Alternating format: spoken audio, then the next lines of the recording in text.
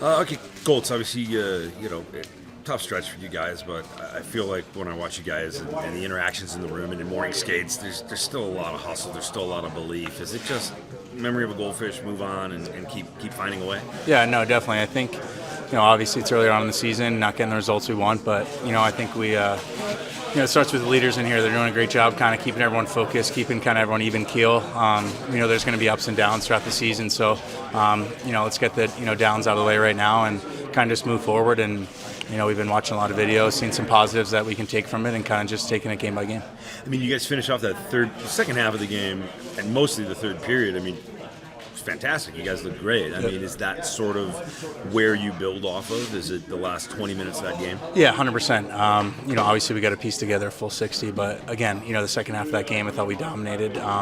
The belief in this room was obviously there. We talk in between periods. The whole entire third period, we thought we were going to come back and win that game. So, again, not the result we wanted, but Georgie was awesome. He kept us in that game the entire time, and if he keeps kicking like that, it builds our confidence, and then we play that way, we're going to get the results.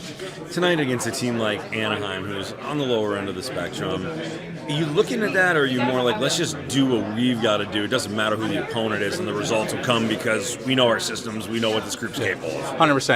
We don't right now. We're not worried too about who's on the other side. Right now, let's worry about what's going on in this room and control what we can kind of control. And again, we got to start laying some foundation, kind of finding our identity, and whether that's playing better on the defensive side or kind of limiting other teams' chances. I think that's what we need to focus on right now. Would you say the first 5-10 minutes of this game tonight have a pretty significant importance? Yeah, 100%. Let's come out, kind of set the tone. We got to take advantage of playing in front of the best fans in the league. We feed off their energy every night, so they come out, they support us. So again, they're a younger team over there that play with a lot of high pace, high skill. So let's limit them, play with a lot of kind of intensity. Maybe throw the body around a little bit and kind of get into it. Thanks, Colton. Sweet, brother. Maybe power play, they got a couple of chances, but otherwise, I don't think we gave up anything. So defensively, we were good. I think we had passion was there. We were fighting for every puck, but it's a good team, So they found a way to win, But it was a step to the right direction after a disappointing game against Islanders, So now we just try to get a consistency and try to put a full 60 together so we can get a win. When you lose as many people, I don't want to say it's necessarily like that, but do you know that reinforcements are coming? Is it kind of like change your mindset? You guys, or is this, you know what I mean? How do you get through this? Yeah, of course it's a effect. It's a fact, right? When you're missing good players like we are, but it's still, you play with the guys you have, and it's in the sports world. It's always happens. You lose guys, you lose important guys, so guys need to step up, and that's what we've been doing really well in the past couple of years. We have had a lot of injuries, but we still battled and found a way to win hockey games and get points to the standings. So now we just gotta do it again. We haven't been able to do it yet, but I have a strong belief it's going to turn around for sure. How do you feel you guys can maybe take that step forward at 5v5? Yeah, I think it's like I said, like last game, second half, we started to, forwards started to come back quicker, help our defense and or defensemen, and when we get like teams tired and they have to dump it out, and we can turn it and go back to offense. That's how we play when we're really good, and that's how we played the second half of the game. So that's one thing, try to get consistency with, try to keep the teams, so they can't come to our zone so easily and play in their own zone. So I think that's a big key for us to play more offense and less defense. Is it tough to adjust when coach changes up the lines when he's been having to do all the injuries? Yeah, sometimes, and definitely if you have a lot of new guys, you gotta talk about things a little bit more than even if you play with the guys you used to play with, but it's normal, when you lose a couple of games, you gotta try to get some sparks from somewhere, but guys, younger guys who are in the lineup, they're really good players and they're willing to learn from us, so they really like to talk about the plays, which is important because that's how you get on the same page.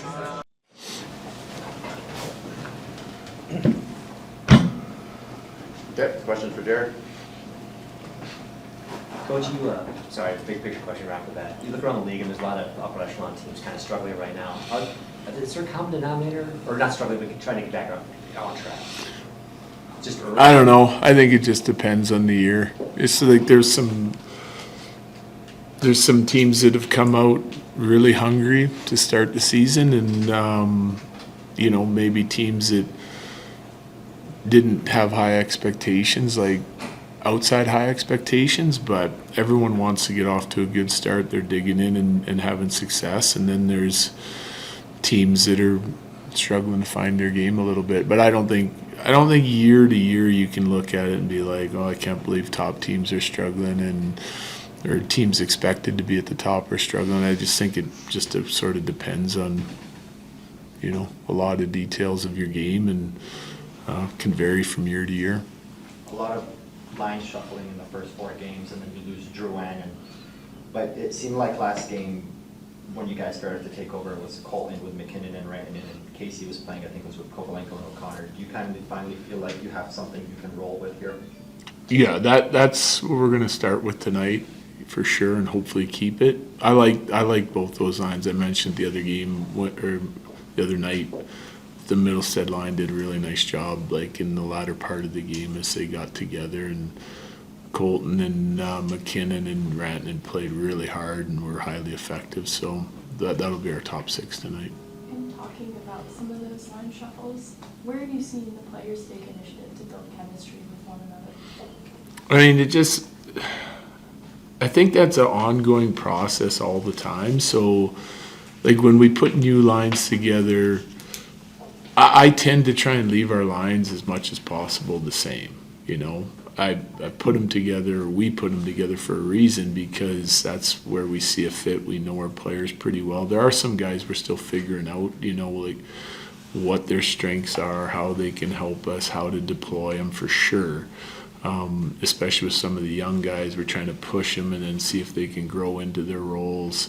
I like leaving lines together because the communication, room, bench, ice starts to improve. They start to get a feel for where guys are going to be on the ice. I talk to those lines together about, what some of the strengths are of certain players, how they like to play. So they kind of learn each other's tendencies from what I see in the video. And then it just makes it easier for them to have success together. And they carry that on when they get new line mates and stuff. We've had some young guys with some veteran guys to try and help them and talk to them and teach them while the game's going on. So you kind of see a little bit of all of that, like throughout the course of even just 4 games. George, you going in that tonight? He is. Jared, who are the louder veteran voices in your room to help stabilize things? Well, we got lots of good leaders in there. They all kind of lead in their own way. I think, like, Mac's a vocal guy in our room, but we've got a lot of guys contributing with their voice. Like, depending on the group, like OC's a good, strong leader for our penalty kill. I think Kelly, even though he's a quiet guy, is taking on a leadership role when it comes to that. Manson's a veteran guy that we hear from a lot on the defensive end of it. Kale and Taser have their input that they share quite a bit. It's kind of spread out, like depending on power play has its leaders and they like to talk and converse about things. Penalty kill does, and then like I mentioned, just even lines holding court. It's kind of why I wanted some of the veteran guys with the young guys to be able to help them along here a little bit.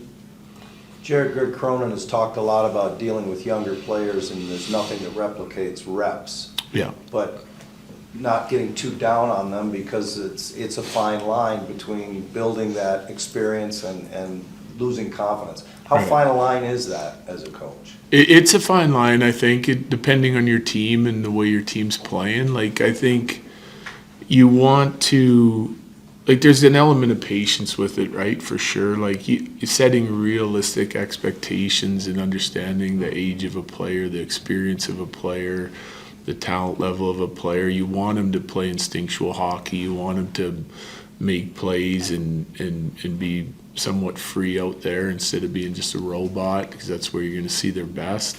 You understand that there's going to be mistakes made along the way with that, so it's just all on how you communicate with them and approach it. And we've already talked to some of our guys that are new about when to make plays and when to try plays, and when things break down, then maybe it's just punt it into the zone or punt it out of the zone and live to fight another day. Like it's, you want them to trust their skill, but you also want them to make high percentage plays with the puck, and if it's within their talent level, then to do that. And we talk a lot about time and score of the game when it comes to things like that, at last minute of a period, who's got the momentum, and just get them to start thinking about that and understand it. It's some of the things we've talked to Richie and Kovalenko about, because it's important. They have skill, they have the ability to make plays. You want them to do that. There's a responsibility on the defensive side of it, but if you kind of have realistic expectations of where some of those guys are, it's easier to coach them. Good. You talked about expected goals and being pretty high pretty much throughout the season, but 5-on-5, the goals haven't quite been there. Are you pretty happy with what you're generating? Is it just a matter of not finishing what you're getting, or is there something more you'd like to see? Yeah, no, well, there's some things that we need to improve on, but I've been really, like last game we passed up on some shots, the Islander games we missed the net a lot, but some of this, guidelines, structural play that we want on the offensive side of it's been really consistent. Like we're generating a lot of expected goals for in all these games. So I don't have any concerns on that. We haven't hardly even worked on it because we've been focusing on the defensive side of it. The offense is there. Yeah. Okay, thanks, Jared. Yep, thanks.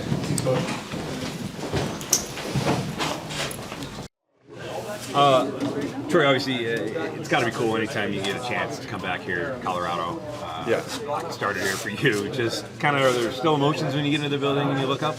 Yeah, first couple times, just like you said, growing up here, watching Sakic, Forsberg, and these teams, or those teams were the reason I got into hockey. So, I would say over time the nerves have maybe gotten a little less for me.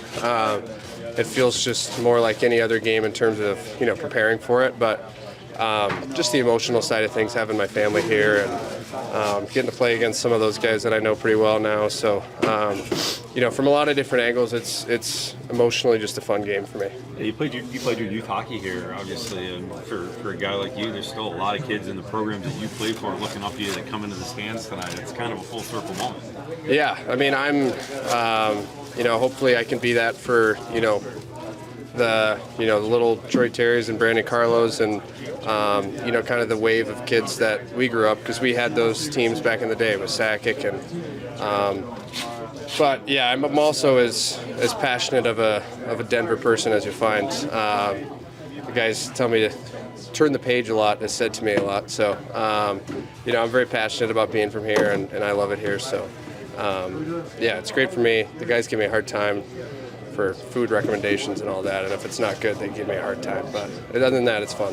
What's your go-to spot when you come home? Well, we stay downtown, and so we go to Tavernetta last night. I got some of the guys at the table there too last night, and they were just giving it to me. I know they enjoyed the meal. But they just give me a hard time. Having gotten to play with Connor McAdoo, what was your reaction to his contract extension at the end? Yeah, it's just, if there's one guy that I am most proud of throughout my hockey journey, it's him. Whether going from, I don't know what he had in college, like 20 points or, whatever it was, just going from that, freshman year wasn't even in the lineup, to, signing, to making the NHL, to establishing himself, to now signing, a long-term deal. I couldn't be happier for him, for Kendra, for their whole, family. It's homecoming this weekend. You paying attention at all to how the team's doing? For the, I've been paying attention. I know they had a good first weekend. I know Northeastern, I know they're ranked. I know they're a good team. So I also saw they did a bunch of, they revamped the building a bit too with the seats and everything. So I wish it would have worked out where they had a game last night and I could have went. But no, I've been following them. Thank you. Thanks, Troy. Coach, you come into a building for a team that's struggling mightily right now. Does it change the mindset, the conversation, the game plan? No, actually it makes it more difficult because obviously I know the organization here, I know the players. There's a lot of pride here, and I know they're fighting through injuries, but you've got kind of like a wounded opponent, and they're gonna come out humming, I'm sure. when you look on the other side of it, you're a team that's sort of evolving here a little bit, right? And you guys are kind of finding your stride. Do you just kind of focus on your own game in a situation like that? Yeah, I've always tried to coach that way. I can't control what Colorado's going to do. There's obviously some backdrop to it, like the losing streak and the urgency they have. And again, I don't control that. I can only control how we play, how we execute. And to speak to your first comment, yeah, we're an evolving group. We've got to really find an identity that we're comfortable playing with naturally. And I think we know internally what we need to do to make that happen, and we just have to execute. The Avs brought spray paint onto the ice during development camp this summer, and Rosie told me that that's your fingerprint that still has influence on the organization to this day. What does that mean to you? The spray paint, or? Having a lasting impact on the Eagles organization and Avs as well. Well, I just think there's certain areas people learn differently, and I think if you can add a little bit of layers to that so people can identify why it's there, it's more symbolically, and then obviously connects to people's, like, their roots. Okay, we have to make sure we take care of this area first and then build from this area out. We have a young team. We have 6 guys that are 21 years old and younger, which is absolutely crazy. We've talked about this a lot. There's another 3 guys that are like 23 and under. So you've got a young group, and you go back to, the Eagles. The American League's filled with young kids, and they're learning, and they come from different organizations, different backgrounds, and they're taught differently. So I think the key to it is just trying to make sure that the messaging is consistent. Then as coaches, we have to do a really good job customizing the education behind it. Like some guys learn by viewing, other guys learn by doing. So we're trying to find that balance as well. The Avs are in a position in needing to make a decision around Cal Ritchie. Your organization made a decision on Benek Seneca. Can you tell me a little bit about how you knew it was right for him to continue to develop at juniors? Well, it's a little different because Ritchie's a year older, and Beckett came into camp with a broken foot, so he was kind of behind the 8 ball in terms of getting the reps you need in training camp to identify what it all means. It's always risky with young kids. I don't know the Ritchie kid at all. I know, like, Brian Wilsey and I are good friends, and Brian watched him a lot because obviously he's a first rounder for the Avs, but he also watched Beckett, and he spoke really highly about him. That's up to Joe and C-Mac to figure out how to manage him. I know he's a talented kid, and I think just Beckett's just physically, he grew 6-7 inches in like 10 months or something, which is crazy, right? So his body's kind of gangly and awkward. I think he just needs to get comfortable with that additional height. How fun is it for you to coach against Jared Bednar? Great. Jared and I are good friends. I love Jared. He's just he's a solid human being. I didn't know him at all until I came here.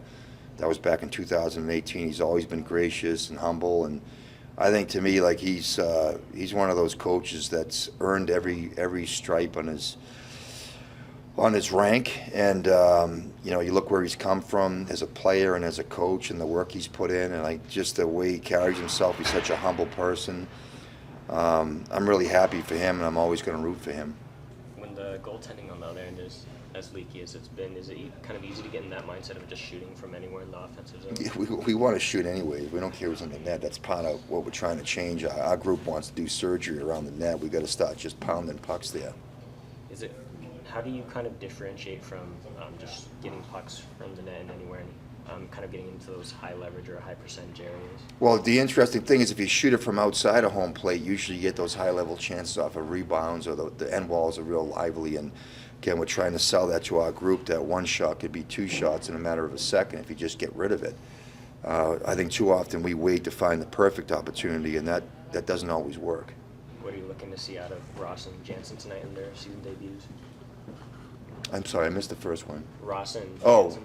I know Ross. Ross is Ross. He had a terrific summer. He worked really hard to improve his skating, his agility skating. He's obviously a real scary guy on the ice with his size and his fighting skill, and he gets space on the ice. And I think he understands that with that space, you can actually make plays in the offensive zone. And Jansen was terrific in training camp. He's got ton of NHL games. I think he's going to be a reliable fourth-line centerman.